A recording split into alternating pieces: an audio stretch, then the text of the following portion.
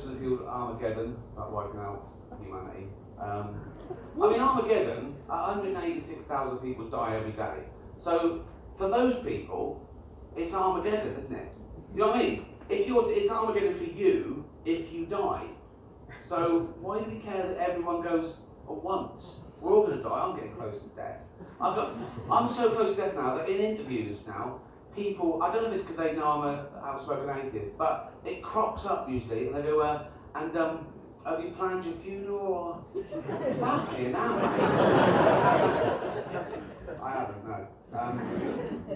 I've got a big family, so it should look pretty good, my funeral, with shouts. And there's about 50 or 60 now. I don't remember all their names. And there's always a new one when I go for Christmas. There's like, oh, I go, whose is it? So I go, oh, well done, right? So, but what I've done, I've got them all aside individually over the past sort of year and told them I'm leaving my entire fortune to them. And I'm not making a will, so my funeral is going to be a fucking bloodbath. We weren't meant to live this long. We weren't meant to live this long. Our average is like 81 and a half, in about 81. Well, cavemen, you lived to about fucking 26 if you were lucky, and then you fucking died of something because everything was dangerous. But now, it's still dangerous, but the people keep you alive. There's things that just keep you alive, whatever, they can fucking just keep you alive. You can be like a fucking slug, but then, no, do something, you know what I mean? Keep you alive. Why? Oh, just keep them alive. So we're just going to keep living so long that we're soon all going to have Alzheimer's. You know what I mean? That we can't do that. So we're just going to be 7 minutes before we have fucking bumping into each other. I don't know what. It's a terrible shit. My cousin's mum died of Alzheimer's, right? And that's not the funny bit. I don't know, do you die of Alzheimer's? Or do you just die with Alzheimer's? You don't die, what would you die of, though? I don't remember dying. What? I don't remember dying. No, exactly. You don't know, I know. But what do you die of?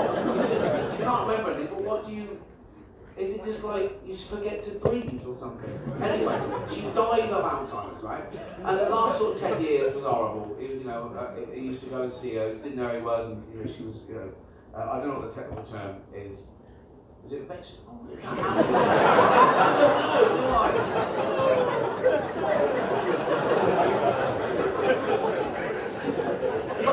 But then she died, right?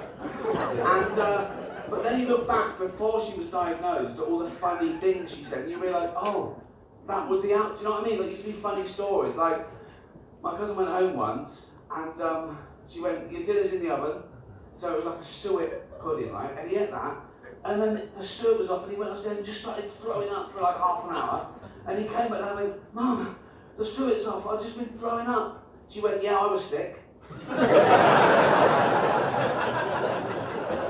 But the survival rate is mental. If you look at child mortality, it's something like 99.9%. And I just thought, maybe that's the West. But I checked like third world countries, and even in like the wilds of Africa, it's still like 98.5. There's fucking, everything wants to fucking kill you in Africa. You know what I mean? So a baby's born, like in a hut, that goes, oh, it's covered in blood, there's no water to wash it off. There's a lion outside. Oh, also, it's already got AIDS.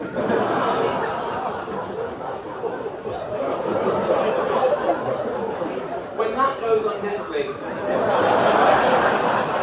that'll be much more nuanced. There'll be an underlying satirical point, but at the moment, it's babies with AIDS.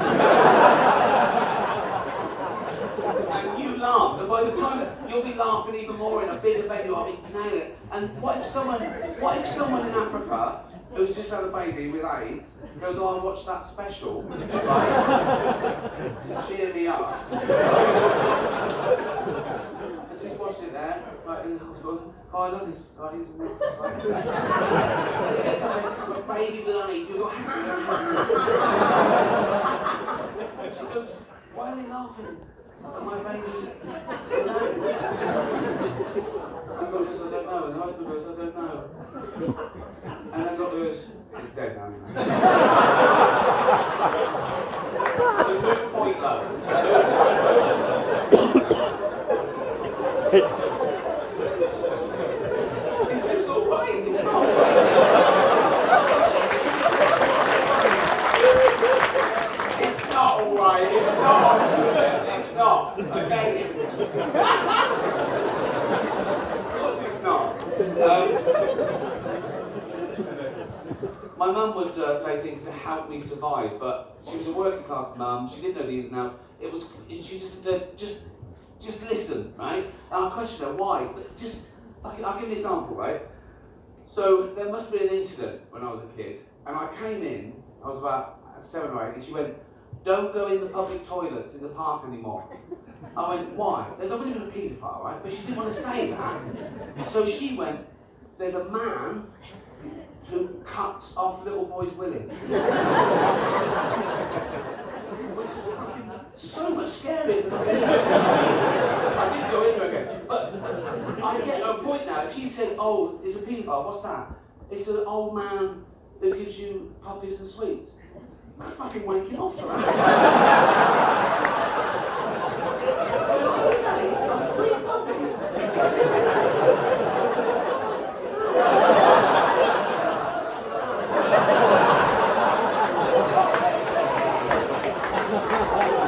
I just caught myself. Just caught myself doing that. I'll give you a blowjob for a kitten, you cunt.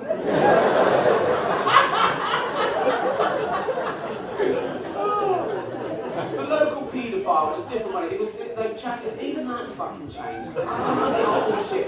The old-fashioned pedo, he was like ugly like that, right? Fucking bald on top, long hair like that, right? And like horrible fucking teeth. Dirty. He didn't have to woo anyone, you know what I mean? He just bag of sweets like. And you know who he was. They go, "There's the local pedo. There's the pedo. Stay over." If he touches you, we'll kill him. That was a good fucking system, you knew. Pedo. But then Michael Jackson comes along, he got the mold, didn't he? Because he was like, he was beautiful, wasn't he? He was like, oh, you look like a Disney character, oh, King of Pop, kids love. I'm not saying Michael Jackson definitely was a paedophile, no one knows. Only Michael and all the people he paid off. But I'm saying that Michael, kids love him. Michael Jackson could go up to anything and go, "Hey," well, he probably went up to him like that, didn't he?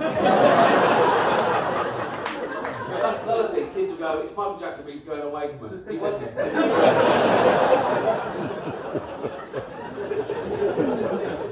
I think the way the world's going, where it's trying to be so progressive and eating itself, and people are trying to outwoke each other, like a puritanical sort of like Hunger Games. They're going, "No, I'm the pure." So that there's someone who will go, "We've got to ban the word pedo. It's derogatory to people who are child addicted." So you have people go, "Doctor, I think I'm child addicted." "Oh, you poor things. How do you feel?" "Feel like I want to fiddle with kids." That is one of the terrible symptoms. Well, don't worry, we'll get you into a lovely facility at taxpayers' expense, and we'll wean you off children. "How does that work, doctor?" "Well, you know like how they give heroin addicts methadone? Yeah. We're going to start you on dwarfs." Might work. Might work.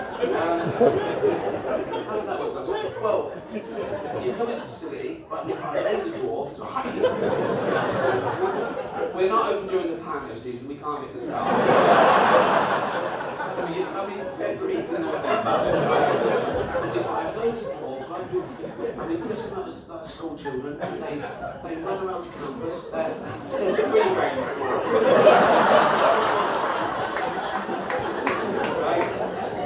And they look like about 6 or 7, but they're not. They're above legal age, so you're not breaking the law. And they've been paid, so it's consensual. And just got to one another, look, I'll take down his little trousers and fiddle with his head. I said I was a pedo, I didn't say I was gay. There's homophobia in the paedophile community, like everywhere. Like one paedophile, he's heterosexual, he's all smug, he's abducting a little girl. Right? He's taking a little girl in forwards. He looks over, sees another pedo with a little boy, and he goes, "You fucking bender."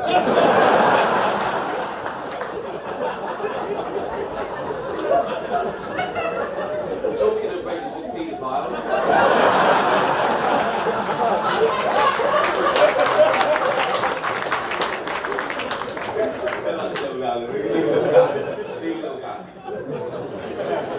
Please welcome the fantastic Joe Wilkinson.